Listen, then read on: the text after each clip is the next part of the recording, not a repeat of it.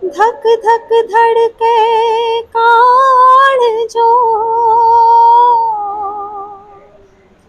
तो कुणी ने समझा मैं बरजूरे बटौड़ा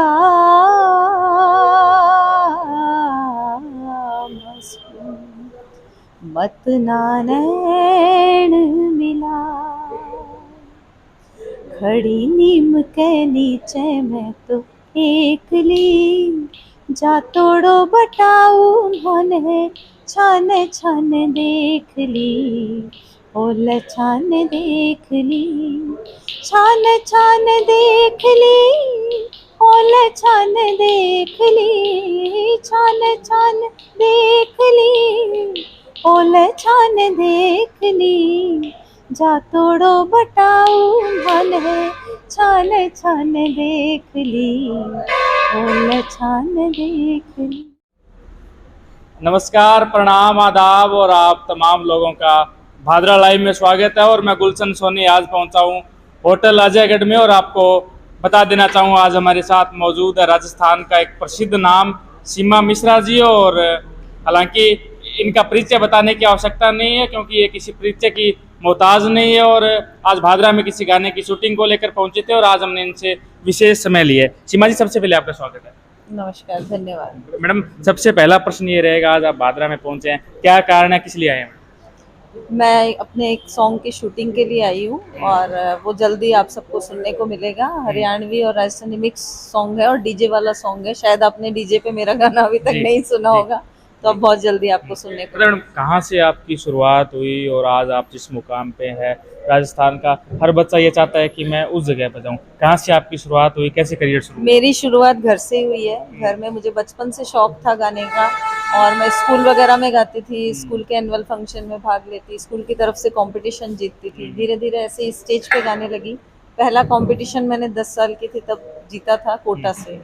मैं उस टाइम बाल वर्ग में थी और बाल वर्ग में मैं फर्स्ट आई थी। फिर उसके बाद मैं स्टेज पे परफॉर्म करने लगी और चूंकि छोटी थी तो मुश्किल से 2 या 3 गाने गाया करती थी। ऐसे धीरे धीरे फिर मैं लता जी के सॉन्ग सुन सुन के तैयारी करती, उन्हीं गानों को स्टेज पे गाती थी। तो ऐसे धीरे धीरे शौक डेवलप हो गया। फिर मैं राजस्थानी गीतों में आई। हम सबसे पहले मेरी ऑडियो कैसेट निकली 2 जाटी बालाजी हनुमान जी की 93 में। उसके बाद फिर काफी सारे एल्बम निकलते गए भजनों के इनके। फिर एक राजस्थानी एल्बम हमने निकाला लहरियो करके, जो वीणा से पहले आया था। वो काफी पॉपुलर हुआ। उसके बाद वीणा कैसेट्स वाले केसी मालू जी ने मुझे बुलाया और फिर उनके साथ मैं 99 से और काम कर रही हूँ। आप अपना आइडियल किसे मानते हैं? मेरे आइडियल तो लता जी हैं। मैंने उनको जी, मेरी गुरु भी वही है। पहली गुरु मेरी माँ है और दूसरी गुरु मेरी लता जी। सुनने में मैडम आपका नौर भादरा से भी अच्छा संपर्क रहा है पहले पूर्व में?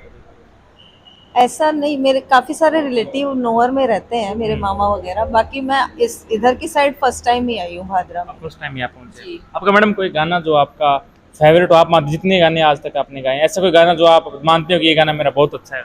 गाने सभी अच्छे हैं, लेकिन मेरे पसंदीदा सॉन्ग में एक तो खड़ी नीम के नीचे, वो मुझे अच्छा लगता है, और एक पुर्जा एल्बम जो है वो मुझे पूरा ही पसंद है। मैडम, सुबह जब दर्शकों को पता चला कि आप भादरा में पधार रहे हैं तो मैं कहा था कि आप उनसे निवेदन कीजिएगा, और हम कर भी रहे हैं कि कोई गाना आप दर्शकों को वो सुनाएंगे।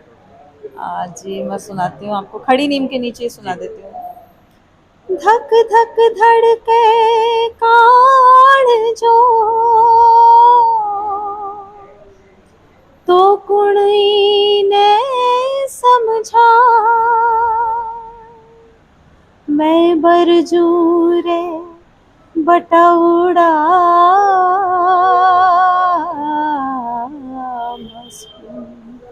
मत नानैण मिला खड़ी नीम के नीचे मैं तो एकली जा तोड़ो बटाऊ उन्होंने छान छान देख ली ओल छान देख ली छान छान देख ली ओल छान देख ली छान छान देख ली ओल छान देख ली जा तोड़ो बटाऊ मन है छान छान देख ली बोल छान देख ली। बड़ा शानदार मैडम। और आपसे हमारा प्रश्न रहेगा, आपने राजस्थानी को बढ़ाने में काफ़ी काम किया है, राजस्थान में भी और बहुत सारे सिंगर हैं जो कि राजस्थानी के लिए काम करते हैं। आज राजस्थानी भाषा की आप क्या स्थिति देखते हैं, क्योंकि एक तरीके से हमारी राजस्थानी भाषा को मान्यता भी नहीं मिले और आप जैसे कलाकारों ने आज राजस्थानी को यहाँ तक पहुँचाया है। मैं तो यही कहना चाहूँगी कि जितना भी हो ना, राजस्थानी अगर है तो आप राजस्थानी भाषा में बात करें।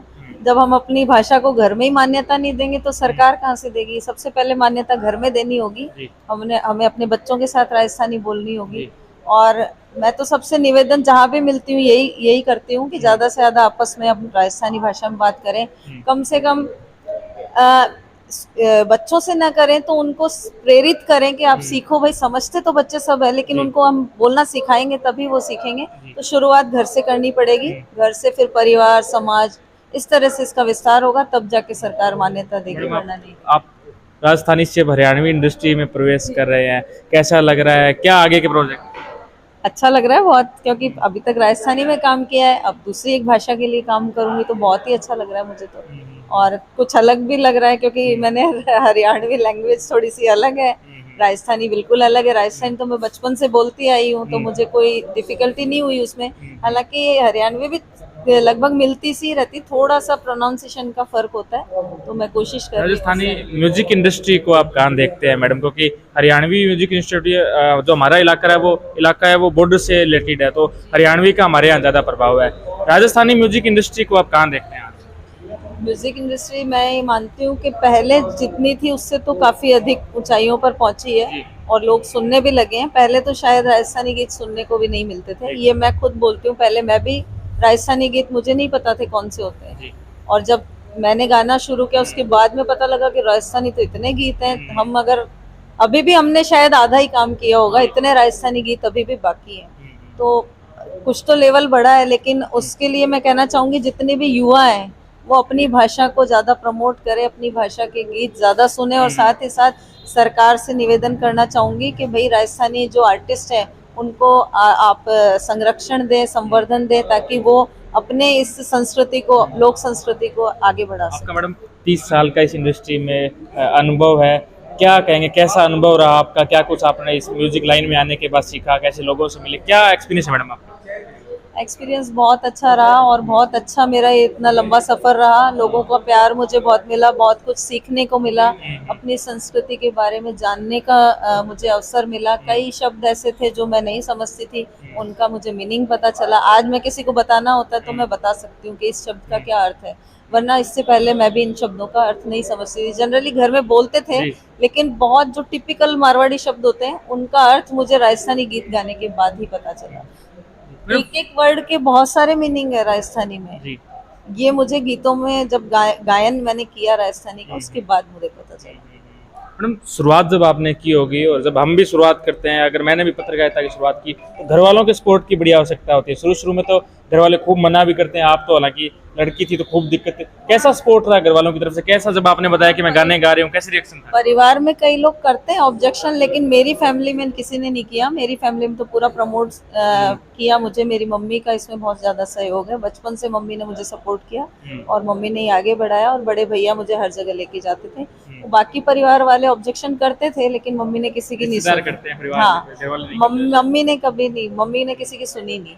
और आपके जब गाने लॉन्च होते थे, जैसे मेरी भी अगर वीडियोस लॉन्च होती है, आपके यूट्यूब पर जहाँ भी गाने लॉन्च होते थे, तो घर वाले जैसे बैठ के सुनते थे कि गाने आ गए? हाँ बिल्कुल बिल्कुल, सबने सुना है। रिकॉर्डिंग में मेरी मम्मी को शायद जब मैंने पहली बार माइक पे रिकॉर्डिंग की थी तो मेरी मम्मी की आंख में आंसू थे कि आज मेरा सपना पूरा हुआ, मेरी बेटी माइक पे गा रही है। यूट्यूब से मतलब यूट्यूब तो बाद में डेवलप हुआ है, उससे पहले कैसे म्यूजिक लोगों तक पहुंचता था, कैसे क्या हाल थे उस समय इंडस्ट्री के? कैसे? मैं तो ये कहती हूँ यूट्यूब से पहले मुझे तो जो ऑडियो कैसेट का टाइम था ना वो ज्यादा अच्छा लगता था। अगर अपन कैसेट प्लेयर में एक कैसेट चला रहे हैं तो 10 लोग सुन रहे हैं, यूट्यूब में हम अकेले ही सुनते हैं, उससे हमारी पब्लिसिटी ज्यादा होती थी और उसमें कई लोगों को रोजगार मिला हुआ था। एक कैसेट बनती थी, कैसेट रील कॉपी करने वाले हैं, कार्ड छपते थे तो कार्ड छापने वालों की कमाई होती थी, और शॉप पे जितने पे कैसेट्स बिकती थी उनको रोजगार मिला हुआ था। ये रोजगार खत्म हो गया यूट्यूब आने से। आपने जब शुरू किया तो तब क्लासिकल सिस्टम था, ढोलक पेटी इन चीज़ों का बड़ा प्रचलन था। आज मिक्सिंग का ज़माना आ गया, सब कंप्यूटर से होता है। कैसे देखते हैं बदलाव ज़माने का?